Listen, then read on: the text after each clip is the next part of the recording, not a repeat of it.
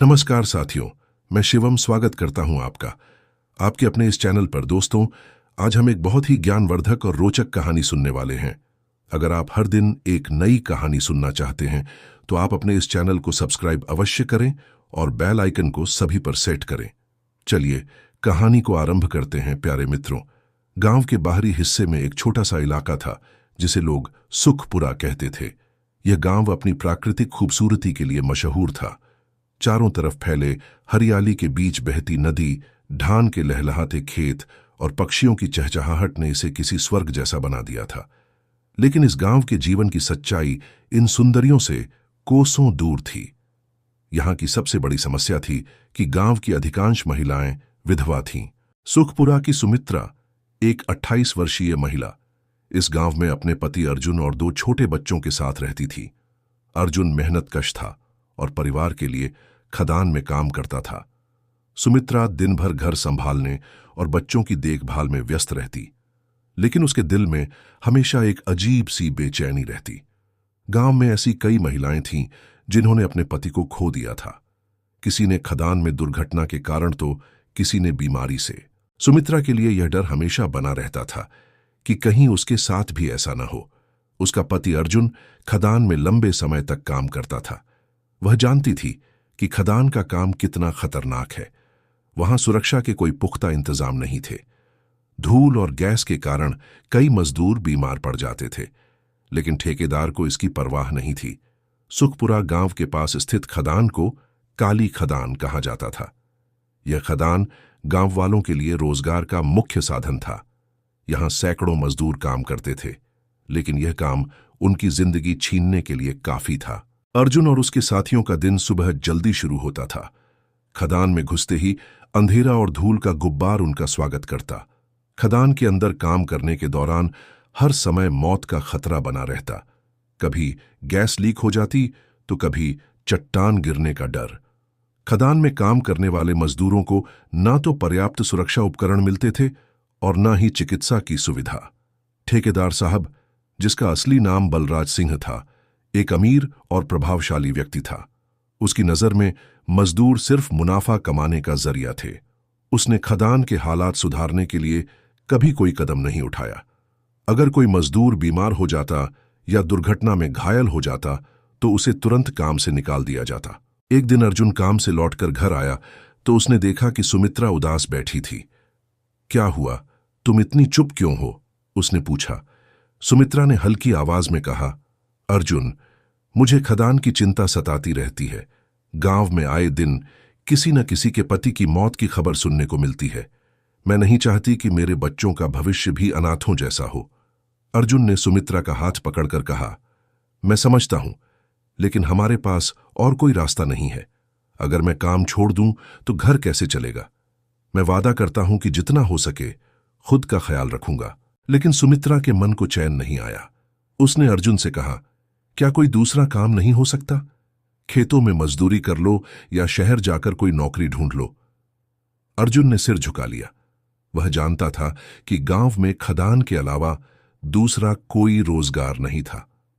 एक सुबह अर्जुन रोज की तरह खदान के लिए निकल गया। सुमित्रा ने उसे दरवाजे तक छोड़ते हुए कहा, आज जल्दी लौट आना। अर्जुन मुस्कुराया और बच्चों को गले लगाकर चला गया। लेकिन उस दिन खदान में कुछ ऐसा हुआ जो सुखपुरा के इतिहास में सबसे बड़ी त्रासदी बनकर दर्ज हो गया। खदान के अंदर काम करते वक्त अचानक एक बड़ा विस्फोट हुआ। विस्फोट इतना जबरदस्त था कि खदान की छत का बड़ा हिस्सा गिर गया। अंदर काम कर रहे मजदूरों के पास भागने का समय ही नहीं था। अर्जुन भी उन मजदूरों में शामिल था। सुमित्रा को इस दुर्घटना की खबर शाम को मिली। जब वह दौड़कर खदान के पास पहुंची तो उसने देखा कि वहां चीख पुकार मची हुई थी। गांव की कई महिलाएं अपने पति को ढूंढने के लिए पागलों की तरह दौड़ रही थीं।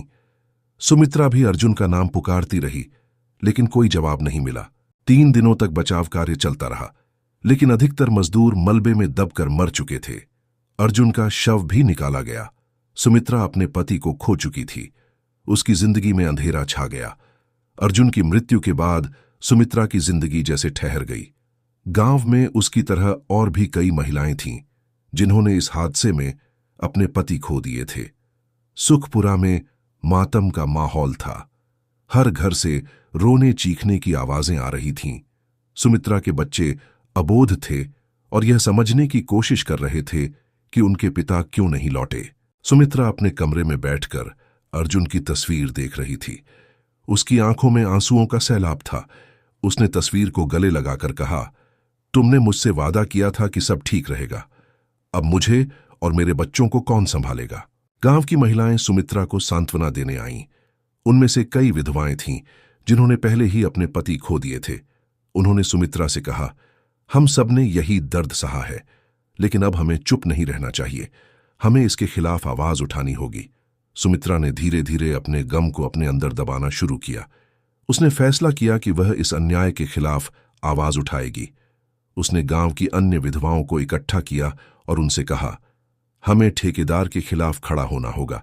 अगर हम चुप रहेंगी तो हमारे बच्चों का भी यही भविष्य होगा। गांव की महिलाओं ने उसका समर्थन किया। वे सभी जानती थीं कि खदान में काम करने वाले मजदूरों की मौतों के पीछे सिर्फ और सिर्फ ठेकेदार की लापरवाही जिम्मेदार है। खदान में सुरक्षा के कोई इंतजाम नहीं थे और जो मजदूर बीमार पड़ते थे उन्हें मुआवजा भी नहीं मिलता था। सुमित्रा ने महिलाओं के एक समूह के साथ ठेकेदार बलराज सिंह के घर का रुख किया। बलराज एक बड़ा आदमी था और उसे किसी की परवाह नहीं थी। जैसे ही महिलाओं का समूह उसके घर पहुंचा, उसने गुस्से से कहा, तुम सब यहां क्यों आई हो? मेरे पास तुम्हारे रोने धोने का वक्त नहीं है। सुमित्रा ने मजबूती से जवाब दिया, हम यहां मुआवजे की मांग करने आए हैं। हमारे पति आपकी खदान में काम करते हुए मरे हैं।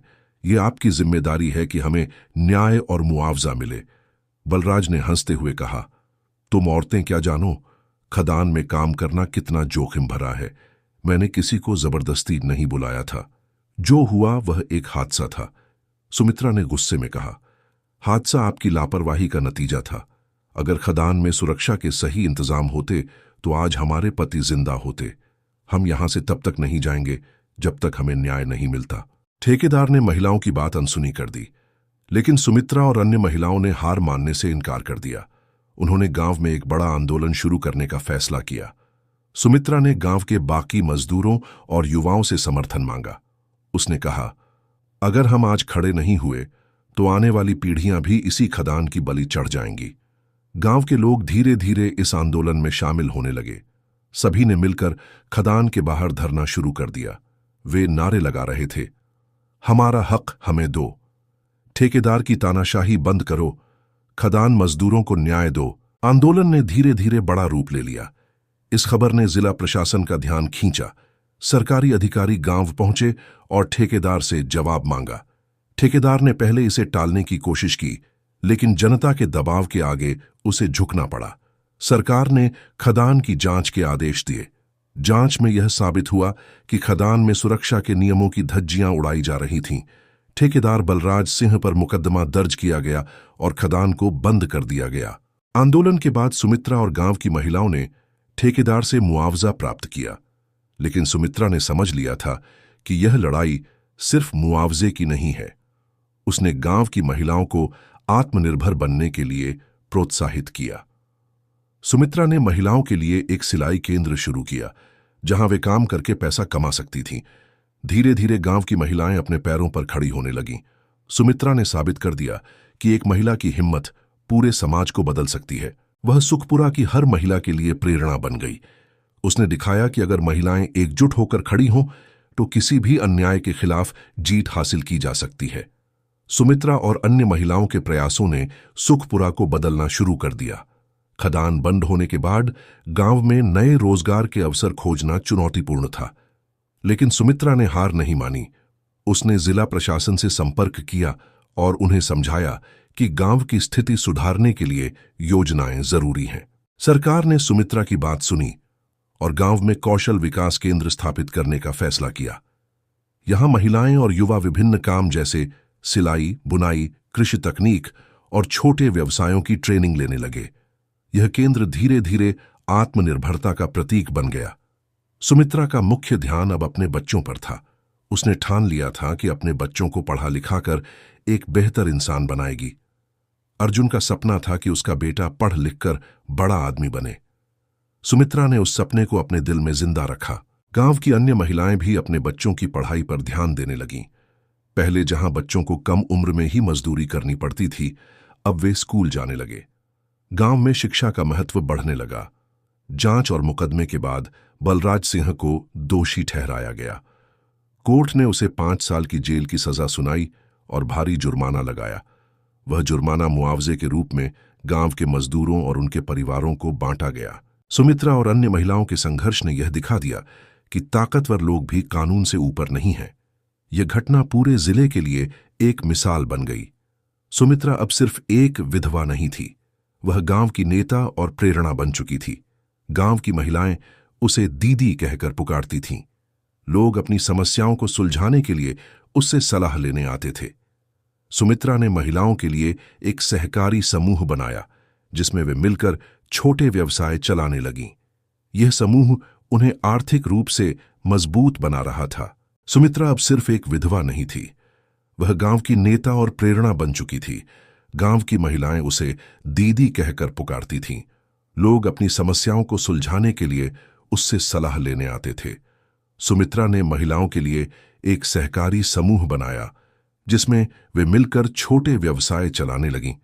यह समूह उन्हें आर्थिक रूप से मजबूत बना रहा था। सुमित्रा ने महसूस किया कि जीवन में दुखों का आना स्वाभाविक है, लेकिन उन दुखों को हराकर आगे बढ़ना ही असली जीत है। उसने गांव में एक महिला संगठन की स्थापना की, जिसका नाम सहारा रखा। यह संगठन विधवाओं और पीड़ित महिलाओं की मदद करता था। सहारा ने कई महिलाओं को आर्थिक और मानसिक सहायता दी।